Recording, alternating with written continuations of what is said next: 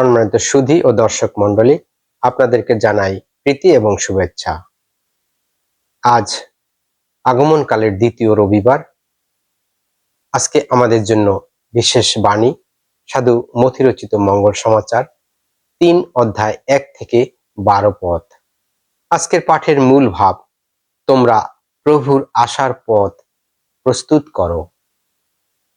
আজকে পাঠের বিষয়বস্তু, দীক্ষাগুরু যোহন প্রভুর আসার পথ প্রস্তুত করার আহ্বান। এ সময় বাণী পাঠ করছি দীপক পিয়াস হালদার। এক সময় জুদিয়ার মরুপ্রান্তরে দেখা গেল দীক্ষাগুরু যোহন বাণী প্রচার করতে শুরু করেছেন। তিনি সকলকে বলছেন, তোমরা মন ফেরাও, স্বর্গরাজ্য এখন খুব কাছেই। এই মানুষটির কথা বলতে গিয়েই প্রবক্তা ইসাইয়া একদিন বলেছিলেন, ওই যে মরুভূমিতে একটি কণ্ঠস্বর ঘোষণা করে চলেছে, তোমরা প্রভুর আসার পথ প্রস্তুত করে রাখো, সোজা সরল করে তোলো তার আসার পথ। এই যোহনের পরনের পোশাকটি ছিল উটের লোম দিয়ে তৈরি। তার কোমরে ছিল চামড়ার একটি বন্ধনী। পঙ্গপাল আর বনের মধুই খেতেন তিনি। জেরুসালেম এবং সমগ্র জুদিয়া ও জর্দন নদীর দুই ধারের সারা অঞ্চলের লোক তখন তার কাছে আসতে লাগলো।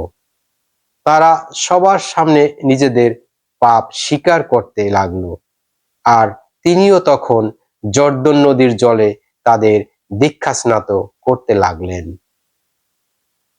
সেই সময় অনেক ফরিসি ও সাদুকি তার হাতে দীক্ষাস্নাত হবার জন্য আসছেন দেখে যোহন তাদের লক্ষ্য করে বললেন, কাল সাপের জাত আপনারা! যে দারুণ ক্রোধ নেমে আসছে তার হাত থেকে পালিয়ে বাঁচবার বুদ্ধি কে দিল আপনাদের? বেশ তো, আপনাদের যে মনের পরিবর্তন হয়েছে তা কাজেই প্রমাণ করুন, আর স্পর্ধা করে মনে মনে এমন কথা বলবেন না, আমাদের পিতা তো স্বয়ং আব্রাহাম। কারণ আমি আপনাদের বলে রাখছি, ঈশ্বর কিন্তু এই সব পাথর থেকেও আব্রাহামের সন্তানদের উদ্ভব ঘটাতে পারবেন। ইতিমধ্যেই কুড়ালটা তো আঘাত হানার জন্যে গাছের গোড়াটা ছুঁয়েই রয়েছে।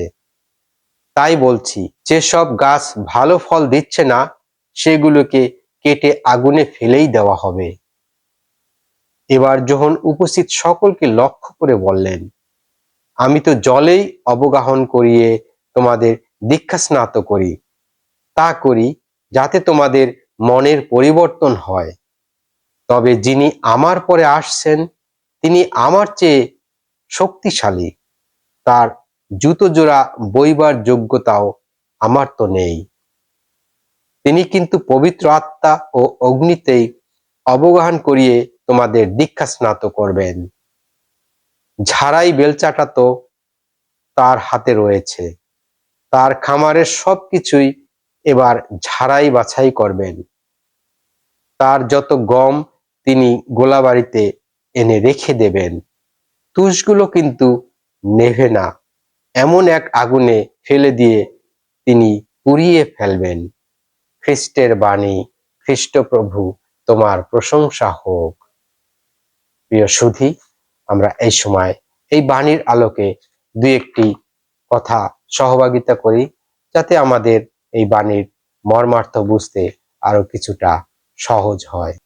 2025 খ্রিস্টাব্দের আগমনকালের দ্বিতীয় রবিবারের ধর্ম উপদেশ, তোমরা প্রভুর পথ প্রস্তুত করো, এই ভবিষ্যৎ বাণীর আহ্বানের উপর আলোকপাত করে যা বাপ্তিস্মদাতা যোহন অনুতাপ ও হৃদয়ের আমূল পরিবর্তনের উপর গুরুত্বারোপ করে।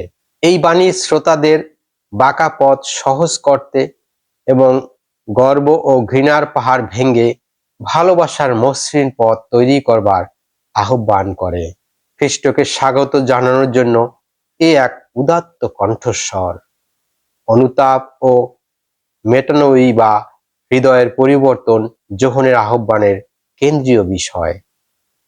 দীক্ষাগুরু যোহনের বাণীতে রয়েছে জীবনের বাধাগুলোকে সক্রিয়ভাবে পরিষ্কার করা, যেখানে থাকবে ভাঙ্গা সম্পর্ক মেরামত করা, গোপন পাপের ধ্বংস করা আর সৎ ও প্রেমময় হয়ে ওঠা, কর্ম ও প্রকৃত মনোভাবের মধ্যে অনুতাপের প্রকাশ ঘটানো।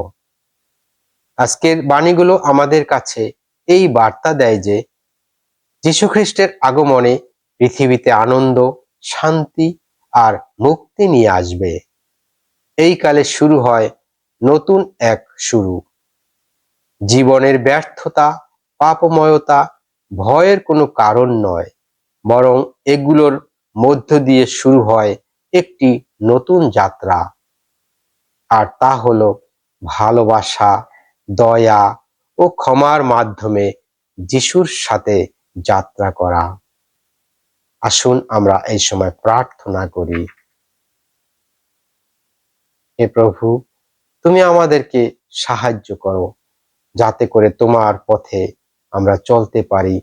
তোমার সেই পবিত্র আত্মার শক্তি আমাদের মধ্যে দান করো, যাতে করে আমাদের মধ্যে সেই শক্তি, সাহস বৃদ্ধি পায়। তুমি আমাদের প্রার্থনা শ্রবণ করো। আমেন।